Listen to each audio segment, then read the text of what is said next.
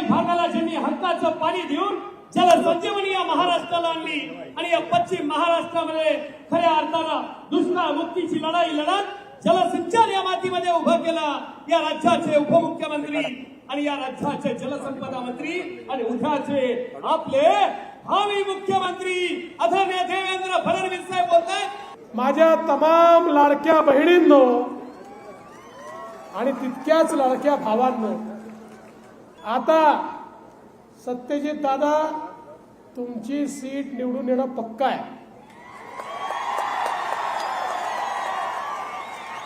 का बरं पक्का आहे? अरे मी पावसात सभा घेतोय ना,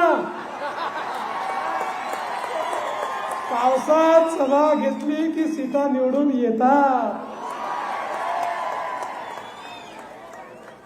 शुभसंकेत आहे, शुभसंकेत आहे। नेत्यांचं म्हणणं आहे की पावसात सभा झाली की निवडून येतात।